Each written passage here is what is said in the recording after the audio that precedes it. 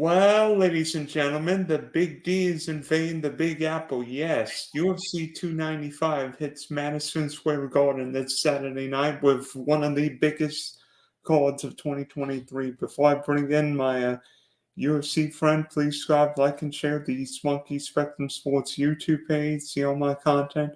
Football, I mean, it is fall, but generally football, but UFC, all kinds of sports. Also check out the Big E podcast for the audio listeners, Spotify and Apple. So joining me to discuss all things UFC 295, ActionNetwork, FantasyLabs, whatever else he's writing for right now, Billy Ward. So Billy, the Big Apple, UFC, this is shaping up to be one of the biggest cards of the year, right? Yeah, I'm excited for this one. Obviously this was supposed to be John Jones versus Stipe Miocic, which people were excited about because like a legacy thing or whatever. But no one really thought that was going to be a close fight. Now we have two of the actual best heavyweights in the world fighting for a title. The way one would suggest maybe it should be all the time, if this were a meritocracy.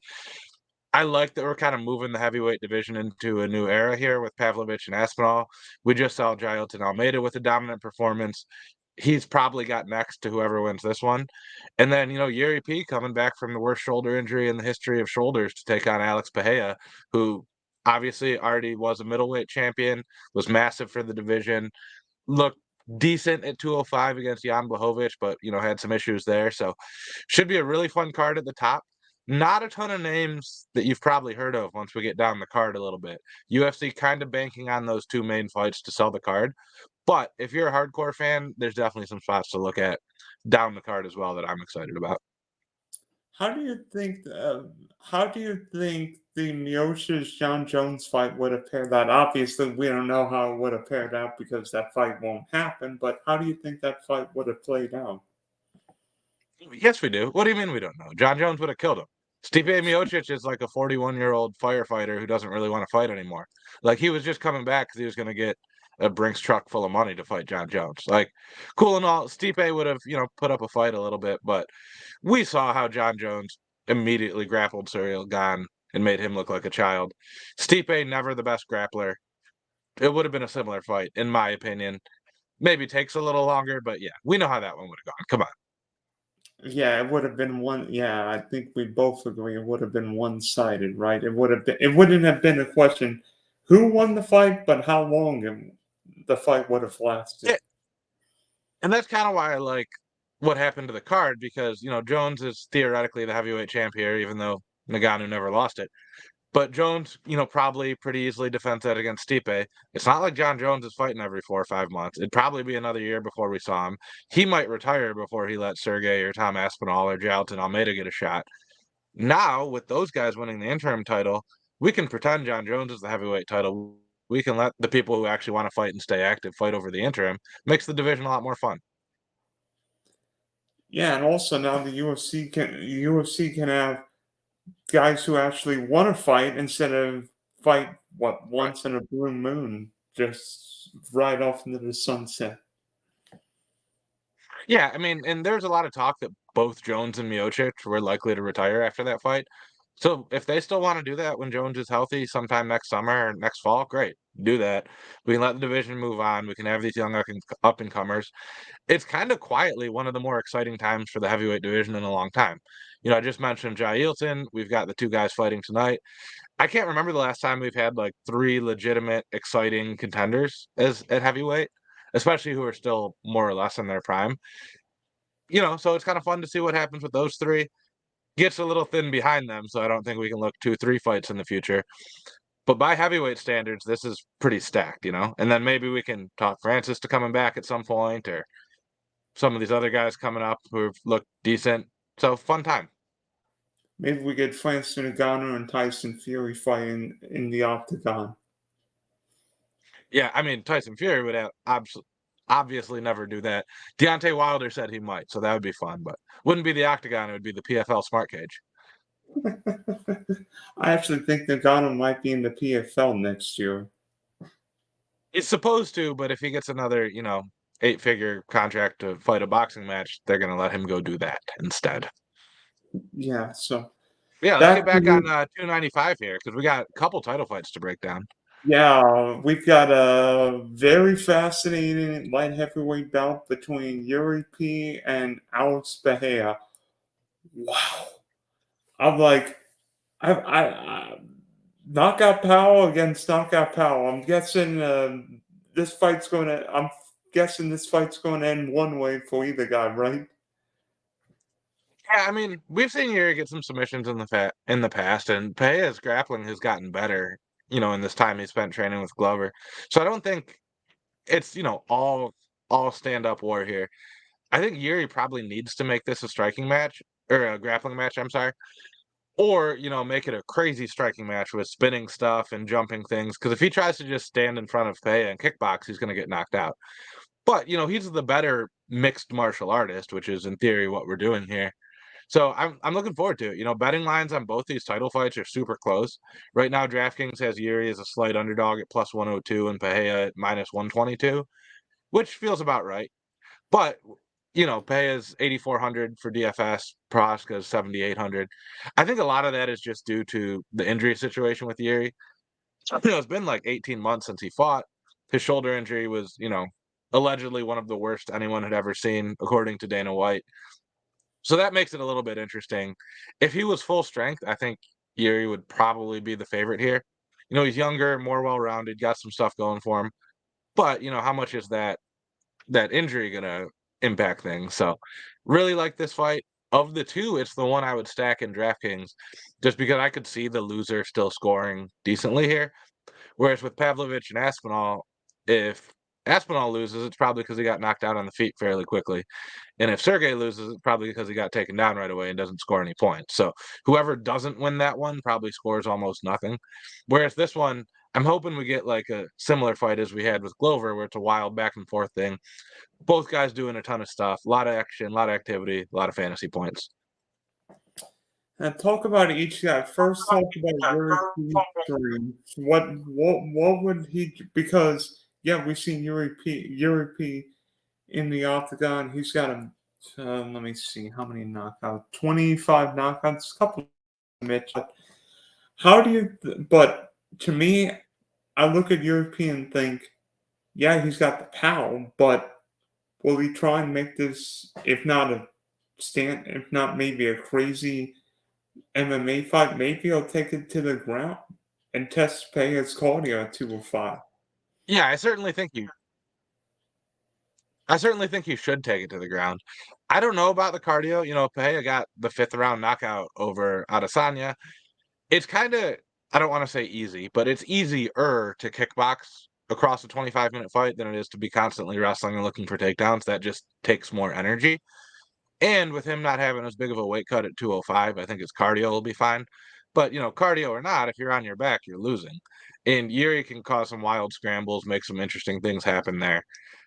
But, Pereira's really hard to take down. Like, everyone tries to take him down. We know that's what you have to do to beat him. It's not that easy. So that'll be an interesting development there. That's the one of the two where I'm not really trying to pick a side here for DFS.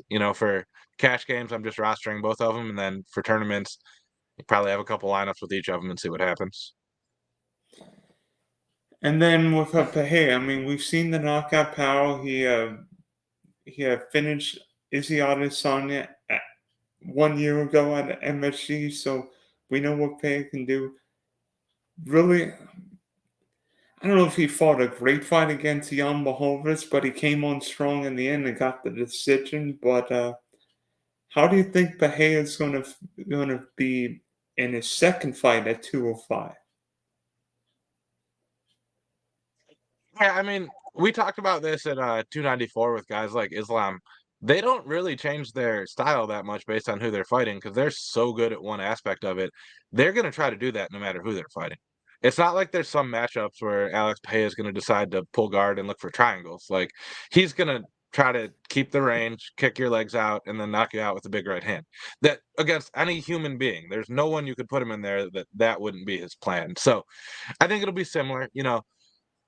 The only thing that really changes for Pereira is how much he has to worry about the grappling threat coming back at him. Yuri is also known more as a striker, but can certainly grapple too. Not a lot of people can say they submitted Glover Teixeira. even though he did that with, some striking on the ground. He's got underrated scrambles once it gets to the mat, but getting it there, getting it in position to win some of those wild scrambles is hard against a big, long, strong guy like Bahia.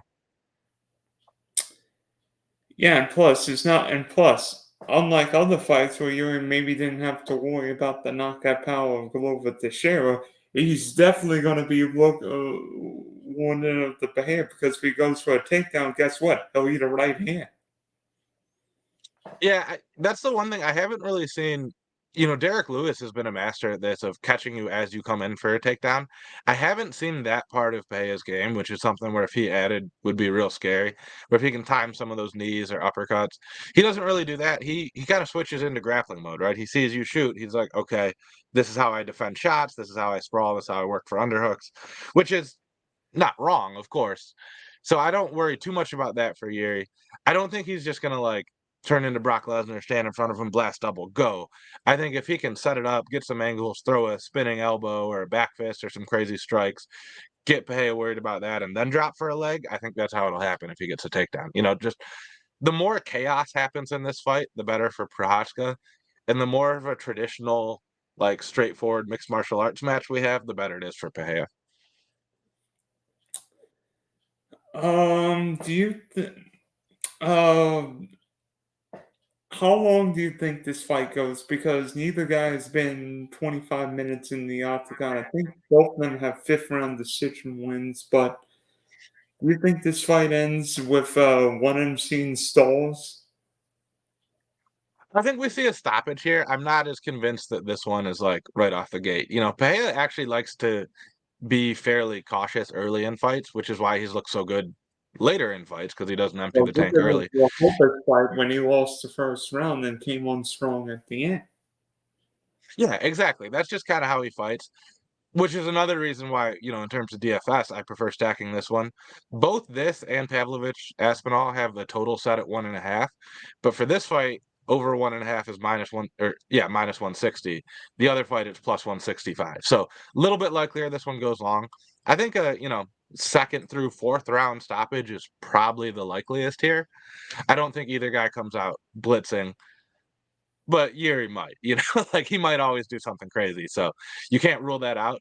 I think Bahia probably makes it a little bit slower to start out, tries to build. He's built for 5 round fights. Like, the 3 round fight against Blachowicz was closer than it should have been.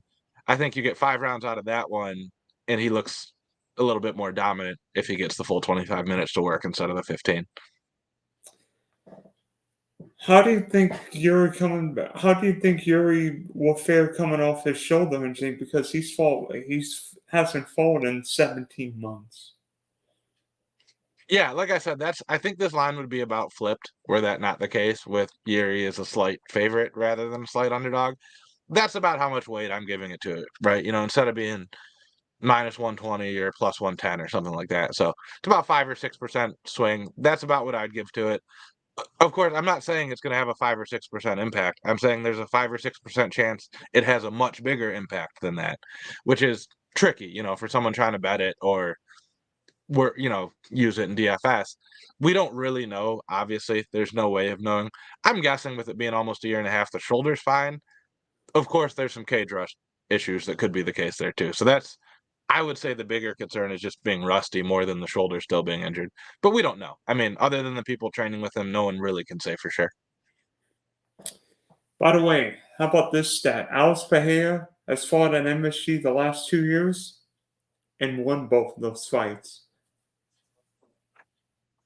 Maybe it's good luck to him fighting Was the MSG. was the Sean Strickland knockout also there? No, he beat Andres Michael Michelitis. Yeah, I remember that fight. Michaelides. The Strickland fight was in Yeah, I Vegas. remember that one. Gotcha. By the way, for especially with Pereira, how big do you think these guys are? Like the week or two before, while actually cutting weight? Before they start cutting weight, like their Yeah, walk around weight, I yeah. guess probably 225, 230. How did Alex Pereira cut 40 pounds in like a week and a half or whatever he does? Well, no, I think he was. I don't think he put on. I'm sorry. I don't think he's the same weight as he was when he was fighting middleweight. I think he's probably put on 5 or 10 pounds at least since then. Probably not the full 20. That's the difference between the weight class. He's definitely bigger than he was as a middleweight. But yeah, guys will do that. I'm like, how did Bahia make? How did Bahia make 185 when he's a giant at 205? Yeah, my guess would be he was probably when fighting 185, he probably walked around closer to 210, which still a massive cut, but 210, 215, somewhere in there. Goodness, happy for him. He picked the right. He picked 205. Yeah, it's So definitely better look for him. yeah. So now we go from the 205 to an even bigger class when we look at the interim heavyweight championship bout between Sergei Pavlovich and Tom Aspinall. Oh, and what do you see in this fight? Because I'm kind of intrigued what happens here. I don't think this fight goes very long here. I mean, you said the odds look pretty good for looked Yeah, would under you 1.5 for this one is minus 215, which is, I would but hey, we were all saying that about Derek Lewis, Jonathan Almeida last week, and that one went 5 rounds. So crazier things have happened. With that said, yeah, this is a super fun fight. Pavlovich was supposed to be the backup for the heavyweight title fight. I think that means had Stipe got hurt, maybe he would have backed up Stipe. Obviously, with Jones being hurt, Stipe said, "Yeah, I'm not fighting this, giant Russian dude. I don't need that in my life." But these guys are both, 30 and 31, which is for heavyweights still very young. Like normally we see those guys peak much later than the lighter weight classes. Pavlovich lost his debut and then has knocked out everybody since, including Derek Lewis, among other people. Just been on a tear. I think it's 1, 2, 3, 4, 5, 6 in a row, all in under 4 minutes or so.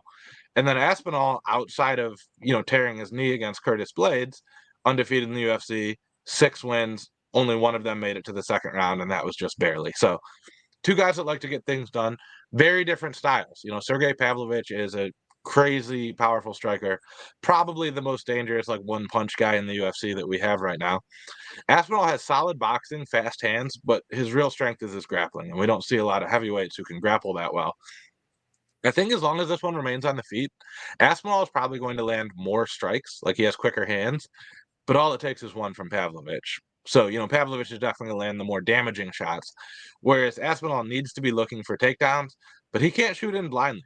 Guys have tried to take Pavlovich down, much like Alex Pereira. Easier said than done. Curtis Blades couldn't take him down, and obviously Curtis Blades wanted to grapple. He's fought some lesser guys that, tried to, but didn't really have much of a chance. Only person to take him down was Overeem, and that was kind of just because he didn't expect Overeem to take him down, as you wouldn't when fighting Overeem. So it'll be an interesting fight. I'm leaning a little bit towards Pavlovich here, who's a slight underdog. I like that he was already preparing to fight on this card, where Aspinall may not have been. And like when one guy needs a takedown, but the other guy can win at any moment without one, we got to start every round on the feet. So even if Aspinall gets a takedown, Pavlovich, big strong dude, hug, hope for the best, try to see a bell. He gets 5 chances to do that in theory. So I'm leaning towards Pavlovich here. From a cash game standpoint, really hard to feel good about putting either guy in your lineup, just because whoever loses could score 0. But for GPPs and from a betting standpoint, slight lean towards Pavlovich. is this a fight where you stack both guys in cash and hope you you just get a win this way, or you like just hope and pray you pick the right one? I mean, I don't think we've talked about it when there's multiple 5 round fights. Like you don't have to stack both fights no matter what, right? Like you're getting that anyway. But especially, no one thinks this is going 4 or 5 rounds, and the benefit of stacking a fight is getting those extra rounds. So if we're saying this one ends under 1.5 anyway, like pretend it's not a 5 round fight. We had the 8,000, 8,200 fight, massive odds to stop, pretty binary fight where one guy is likely to have almost 0 points. you probably don't play that fight at all in cash, much less stack it. So I certainly don't think you need to go to this one just because it's a title fight. I Like I said, I'm leaning towards Pavlovich. If the salaries work out and I can make it work where I get up to him and it feels better than someone at 7,800 or whatever, I might. But there's probably going to be a 76, 77, 7,800 fighter who's very likely to go all 3 rounds in their fight. And that just gives you a much higher floor. We don't need 6 wins in cash games. We need 4-ish, depending on the points you get on each of those. So this is a rare championship fight you're not playing, or potentially But you know not what? playing. It's not that rare when Yeah, and it's not that rare when there's 2 of them on the same card, especially with the early stoppage odds. So, look, just as an example, Tabitha Ricci, 7,500, female fight, very likely to go to a decision. If it's finished, it's probably because she picks up a submission, not her opponent. Her floor is going to be so much higher than either of these heavyweights. Her ceiling's lower, right, which makes her a worse GPP play. But for cash games, you're probably locking in 30 or 40 points, even with a loss with Ricci, and 80 or 90 with a win, versus say Pavlovich, a few hundred more. He could score you 120 if he gets a knockout in 30 seconds, but if he doesn't, he might score you 3. So it makes it tough. And I haven't started building lineups yet, so it kind of determines how much salary we have left, whether we feel like we're giving up anything else by playing one of these guys. By the And way, I'm not saying Aspinall's a bad play, I should say. I've spoken about it with my own lean towards Pavlovich. Aspinall could pick up a ton of takedowns here, early takedown and submission, all those are well in play too. But if he gets knocked out right away, he's going to score 1.6 points or something. So big risk. by the way, Ricci's 4 straight fights of 80+ points. It's a big step up for her. Since we're on the topic and moving on to some of the fights, I actually think she's probably unfairly an underdog here. Her only loss was at 125 against Manon Fiorot, who's one of the tougher 125ers. She struggles with the striking, but when she's fighting people her own size, it's not really an issue. That fight against Fiorot, she took on short notice, up a weight class, against who we've seen as one of the best fighters in the division. I don't think Lupita Godinez represents that kind of challenge for her. Ricci's striking has improved. Godinez kind of known for her wrestling, but she's just going to wrestle herself into trouble against Tabitha Ricci, who's been a double black belt since she was like 17 years old in judo and jiu-jitsu. So, like, you don't want to take her down. You're making things worse for yourself by initiating grappling there. So, that'll be an interesting one. Really like her as a floor play at 7,500. Probably not likely to get you a big finish in the first round, but she's not going to kill your lineups. And at her salary, if she scores 80, 85, you're loving it. By the way, I've got a funny put in the Mackenzie Dern Jessica Andrade fight. Both women have combined for 15 submissions. Yeah. Yeah, but I mean, Dern and Ricci, along with Amanda Hebus and Erin Blanchfield, are probably, the top 5 grapplers in all the female weight classes. For whatever reason, it seems like Ricci, Dern, and who's the other one? Hebus. Like, they all fight on the same cards. Usually you see at least 2 of them. If you see one of them, you see at least 2. Sometimes all 3 are scheduled. It doesn't always go that way. I don't know why they do it that way. It just seems to be they're like, hey, all these really high-level Brazilian Jiu-Jitsu women fighters, throw them on the same card. Let's see what happens. Maybe we'll get a cool submission. But yeah, that's a fun one. I don't like that one as much from DFS because whoever doesn't get the submission between Andrade and Dern is probably just on their back and beat up the whole fight. Like, there's no floor on either fighter there, I don't think. And plus, neither woman's necessarily going to rack up a lot of points on the feed. So I mean, you're relying on an early submission. Yeah, I mean, Andrade could, and if you look at the salaries, like, Andrade just needs a win to pay off at 7,200, where Dern really needs one of those big performances. So I think Dern deserves to be a favorite for a lot of reasons that we don't need to dive into technically. But in terms of who's a better DFS play, Andrade at 7,200 versus Dern at 9K, I think it's fairly easily Andrade. Yeah, and I'm trying to think. The most expensive fighter on the card this week right now is Jamal Emmers at 9,400. Yeah, probably staying away from him there. He should have won against Jack Jenkins in his last fight. But even if you had the win bonus there, it's not a great performance from him. I don't have anything against him as a cheaper fighter, but he's top 72 points once in 5 fights, and he would have got to 79 if the split decision went the other way. So we'll say he topped 80 once in 5 fights. He'll probably win here, but he's just not like he doesn't do any of those things we look for from expensive fighters. He's not going to get you 10 takedowns, and he's probably not going to get a quick knockout. So how does he pay off his 9,400 salary? I don't think he does. With that said, we got Mateusz Rebecki back on the card. Original opponent lost to a leg injury. Now he's fighting Roosevelt Roberts, who was cut from the UFC, went to the Ultimate Fighter 31, did not win there, stepping in on short notice. I think Rebecki, unfortunately, will come in as the most expensive fighter. He could be worth it. Rebecki is one of those guys who's going to get you a million takedowns and might get you a knockout as well. He's kind of done either or in all of his UFC fights. So assuming he's added in a similar price range, 95, 96, I prefer Rebecki to either the expensive fighters right now, just because his performances have been so high ceiling. Like he's either got a finish or a ton of takedowns in both of his fights. How about just get 10 takedowns and a win and a knockout?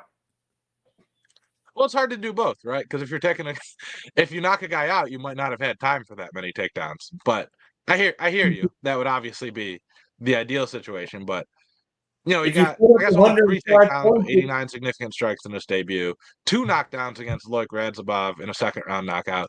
Like, he's gonna give you good scores, and this'll probably be the easiest fight he's had in the UFC, given the late notice, given the guy who's coming in isn't that great.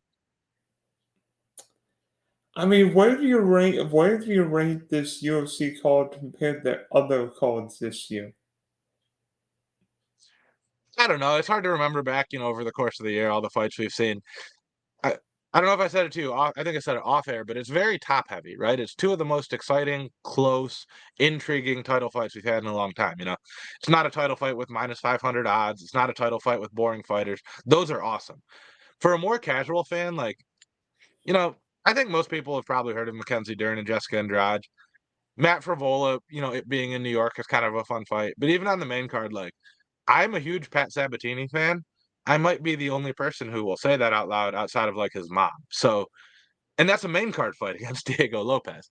And as you get to the prelims, like, Steve Erceg has had 1 or 2 fights in the UFC, no one's really heard of him. That's the featured prelim against Alessandro Costa, you know? So it's a little bit weaker down the card, but some of these matchups, if you're, like, a true hardcore, especially if you like grappling, weirdly, there's some really good grappling matchups, both female fights we talked about should be awesome in that area. Jared Gordon fighting Mark Madsen, kinda interesting anytime you get an Olympic wrestler. So there's some other fights that if you're, deep in the game and you got your jujitsu belts on the wall behind you, you might appreciate a little bit more than if you're like, "Just knock each other out." If you're that guy, you probably don't love the prelims. Maybe just turn it on at, like, 11:30 Eastern. If you're into, some high level submissions and some fancier stuff, it'll be a good card. A couple more topics I want to discuss. One, I'm pretty sure you heard the UFC 297 title fight being announced, and surprisingly, no Cosman and heading north of the border to face Sean Strickland, and it is going to be Sean Strickland and DDP for the first UFC card of 2024. Yes, we'll discuss in 2024. Yeah, I am so glad that DDP, who didn't wanna take a fight with a broken foot and wanted to do the right thing and be at 100% when he fought, did not lose his title fight because of that. Because that was a threat, "This guy fumbled the bag, why would he do this?" The UFC is all coming after him. Let the man heal up. Let's see him at his best. That's what we should want as fans, is these guys as close to 100% as possible, fighting well. Khamzat tore a ligament in his hand, and it's starting to look really strongly like Khamzat can't get into North America to fight. Like, if you go through and look at where he's fought, there's a clear pattern there. There's some visa issues. He is a noted friend and, I don't know, confidant of Chechnyan warlord Ramzan Kadyrov, which probably, doesn't make it easy to get into Canada or the US to be a prize fighter. So I think there's something to that where it's gonna be hard to book Khamzat, even if he does win a title, because you kinda have to fly people to the Middle East or Europe to fight him, which will be interesting. But yeah, good for DDP. He deserves it. He's on, like, an 8-fight winning streak, knocked out Robert Whittaker, like, yeah, he deserves it. should be a good fight. Two guys who aren't going to grapple. It almost kind of reminds me of Jiří versus Pereira, but a little bit smaller, obviously, where DDP has this huge power, but Strickland's going to touch him a million times. I guess maybe the more apt comparison is Pereira versus Adesanya, with weirdly Strickland playing the role of Adesanya. He's just going to rack up tons of volume, but DDP can end it in a hurry. So I'm very excited for that fight and very glad that that's the fight they made rather than DDP having to wait around. Because, and sorry, I've gone on a long rant here. You got me started here, Dylan. That's your fault. But assuming DDP wins it, maybe then Izzy will come back and we can get that fight that we were all excited about. They can talk a bunch of lowbrow, distasteful crap to each other, and then we'll actually get to see them fight. So it could, if this all goes according to script, might work out really well. Hamza can go fight Paulo Costa or something and then get his turn later. And then all the Aussies can have another party down under, mate. Yeah, I mean, like I said, well, he's from New Zealand. Chill here. But yeah, I know. They all get behind him, too. I said that. Okay, everyone down under, mate. All the oceanic people. But yeah. No, I hear you. So I like the booking. I am very quick to criticize the UFC, especially with some of the title fight bookings. Like, how are we not giving Masvidal or not Masvidal, Merab the title fight? He's on like a million fight win streak and it's just dominated everyone. But we're doing Cheeto Vera versus Sean O'Malley. And then, after that, Sean O'Malley is going to disappear for a while or try to get a boxing match versus a Paul brother or some YouTube guy or something. So, like, that one I don't like. That's the other title fight they announced. And then, obviously, Volkanovski versus Topuria, but we kind of already knew that was going to be next. Yeah, so there are a couple other big anniversaries this weekend. The first one, this is the UFC's 30th anniversary weekend of the UFC, of its first card, which ended up being like a bracket style tournament that Roy Gracie won in, I believe, Denver on November 12th, 1993. Yeah, I'd have to give back some of my jiu-jitsu rank here if I didn't connect to it. That would be Royce Gracie. I know it's spelled with an R, but you know how those Gracies do. It's all the R first names are actually pronounced with an H. But yeah, I didn't know that it was this weekend specifically till you pointed that out. Obviously, the UFC marketing has been all about the 30-year anniversary all year, so I've kind of gotten a little desensitized to it. So good call pointing out that it was this weekend specifically. Yeah. I was thinking 30 years ago, I would have been one when that fight card took place. Yeah, I was just shy of my 4th birthday. Obviously, as someone who's made his living both as a fighter and someone who talks and writes and thinks about fighting, shout out to Horian Gracie, I believe was the brainchild there, and Art One Glove Jimmerman and all the pioneers of the sport who have made my life possible. Because otherwise, I'd probably be doing something a lot more boring than this, and my ear would look better, and I wouldn't have scars on my head. And you wouldn't have any submission losses either. Well, no, there wouldn't have been a sport, right? Like, no one would have had submission losses, and I certainly wasn't going to cut it as a boxer, so here we are. And then this weekend's also the UFC's 7th anniversary of its first event in New York. So, my last question to you, Billy, is, with so many big-time fights in New York, has the UFC called? I mean, what is the UFC's biggest fight that you can remember taking place at Madison Square Garden? I believe the first one in New York didn't it have both George St. Pierre and John Jones on it.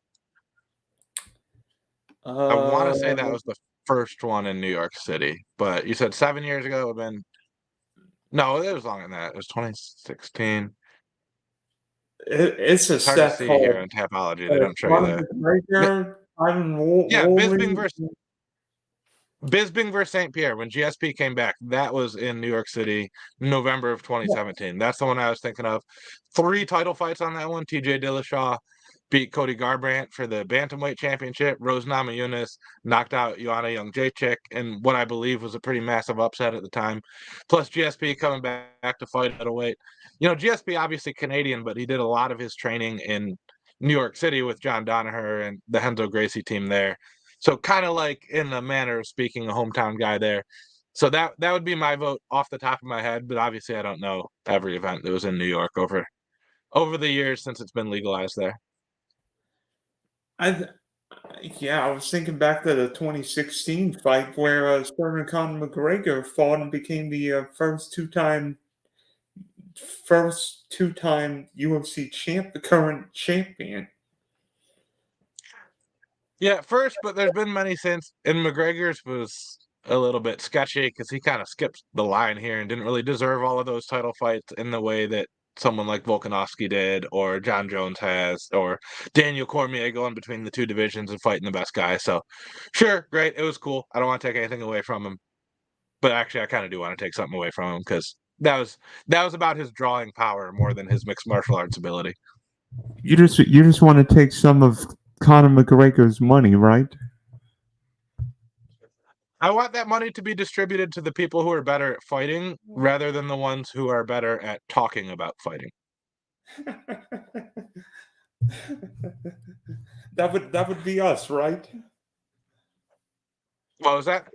That would be us, right?